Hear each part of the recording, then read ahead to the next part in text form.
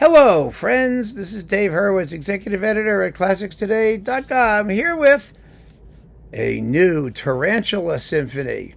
No, I mean the Turangalila Symphonie, the Turangalila Symphonie, the Tangaroora Symphony, whatever you want to call it, by Messiaen. It's Turangalila. Sometimes it's hyphenated. I mean, it means cosmic love play, death of the universe, something, creation, destruction thing, something. It's like Sanskrit. And it's a magnificent work. It's an absolutely wonderful work.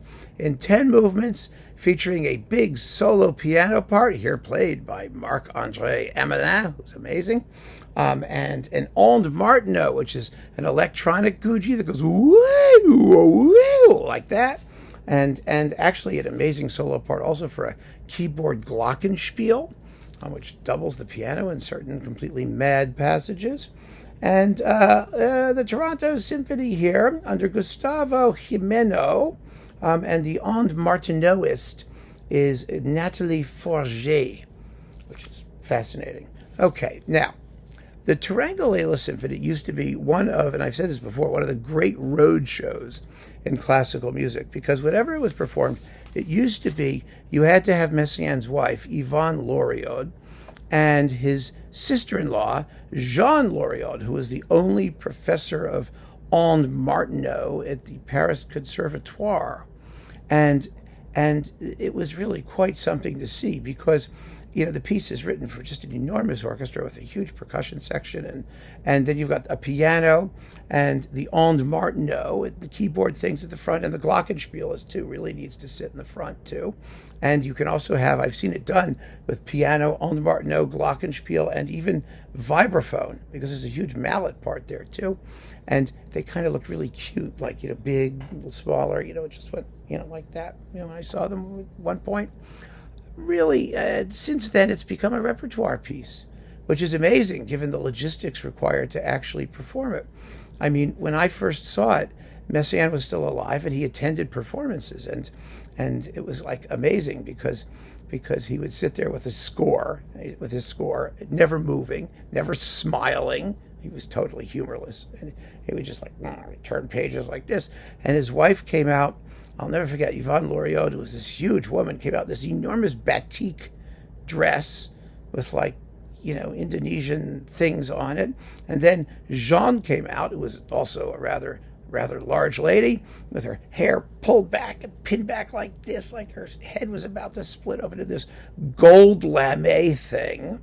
And these two women would sit at the keyboards staring at each other. And I mean, the piece is nuts, right? It's really fun. It's very modern in some respects, and it's like a B Hollywood film score in other respects, like in the love music, do do do do do do, that sort of stuff with the ondes Martinot going woo. It was just really there was a taste issue there. It's wonderful. They would be going nuts on the keyboard. Wow! It was so much fun. It really was, and it is an absolutely brilliant piece of music. It's astonishing.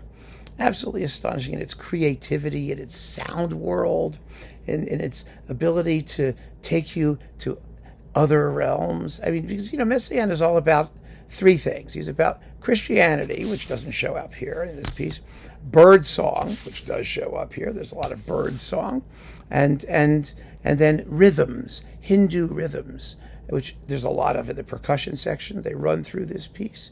And the movements have wonderful evocative titles like Love Song. There's Love Song 1 and 2.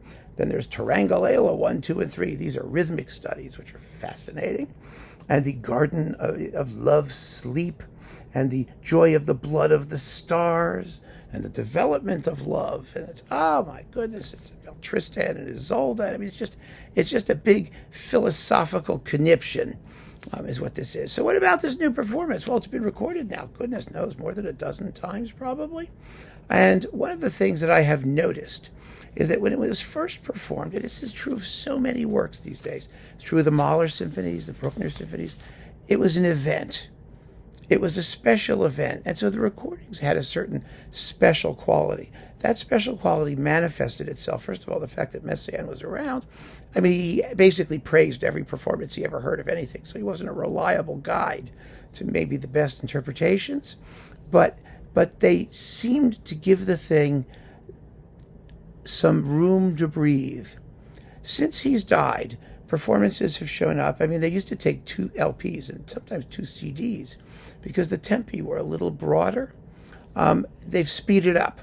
They've speeded up considerably. I think they've speeded up because orchestras can play the stuff. The idiom is no longer completely unknown. Orchestras have become so fantastic. And as a result, they play the thing faster. That's a mistake. I'm telling you right now, folks, it's wrong. And this may be the fastest of all. What's the final timing? Well, it's 1 hour and 13 minutes. All right, so it's not that fast. I mean, in terms of, absolute speed. It's on 1 CD. I mean, 73 minutes. It needs to, it has no expression. What am I supposed to say? You can play the piece and take it seriously, and you have to take it seriously. It is loony, it's loopy, it's Messiaen's typically crazy mixture of things. But if you don't take it seriously, then it sounds stupid. And one way not to take it seriously is to play it as quickly as possible, like some sort of abstract rhythmic etude. And that's what I hear here. I mean, Marc-André Hamelin is a wonderful pianist. He could probably play it at twice this speed. But should he? No. And the conductor, this guy Gustavo Gimeno, I mean, he's beating time like a demon. And the quicker passages, the very opening, the introduction, where the statue theme, the big theme in chords, it just needs to be slower. It needs to be more imposing. It needs to have its expressive purpose better realized. And the rest of it too, it's breathless. You can't hear the rhythms. The rhythms, these complex, fascinating rhythms. Granted, the Toronto Symphony plays very well. The Toronto Symphony made an iconic recording, the first major recording anyway, of this work under Seiji Ozawa for RCA. And that's wonderful. And it's great to compare them because it's better than this. It's better than this because it's slower. The orchestra wasn't perhaps as good as they are here. Maybe not. Now they seem to have no issue playing it at all. There's no struggle at all. But that doesn't matter. What matters is allowing the music its expressive power, right? I mean, the joy of the blood of the stars. Yes, it's a frenzy. It's supposed to be a frenzy, but not the kind of frenzy where it just sounds garbled. I mean, you need to be caught up in the joy of the blood of the stars. And the last movement, da da da da da da da da da da da da da da da da da da, like that with the cymbals. It has no feeling of finality, no feeling of culmination. When the love music finally comes in, and there's the mad dash to the finale, and the ondes Martinot is going woo woo woo wah, wah. It's all just as fast as he can play it, and I'm not moved. I am not touched. I'm not interested. It just sounds like chaos, rather than organized chaos, which is what it's supposed to sound like. And then, of course, you've got the Garden of Love Sleep, which is just da da da da da da with a little bird song in the piano, tweak tweak clink clink tweak tweak clink. It's supposed to be hypnotic. You can play it as slowly as you want to do it. I mean, because it all depends on the context around it. This has no magic. This performance, it has no magic whatsoever. It's like people do it because they can, not because they should or because they ought to. And that feeling, like we used to feel when Mahler's Second Symphony was performed, the Gurr-Lieder was performed, that feeling of specialness, the feeling of participating at an event that has like some serious meaning and expressive purpose. I mean, it's just not here. It's just another throwaway performance of the Turangalila Symphonie. And for me, that's not good enough. So the performance is to stick with the original Ozawa, the Andre Previn. I will say those original performances are a little different from the score because he revised the score a little bit. I mean, he took out some bass drum wax and he changed the dynamics around, but basically it's the same piece. I mean, you don't have to worry about that. But so there's the old Previn, the Ozawa, the Shai with the Concertgebouw, which is absolutely fabulous. Those are probably the three that I would go for first and foremost. They sound great. They've got the balance is right. It's the Shai has a little bit of a spotlight on the ondes Martinot, which is kind of fun, and they let the music do its thing. They seem to be inside the idiom, and most of the other ones that I've heard have just not been as interesting. And the quick ones, the really fast ones, there's one on Hyperion, there's this one, there's one on Chandos. They're just blasting their way through it with not a shred of love. I mean, it's all about love.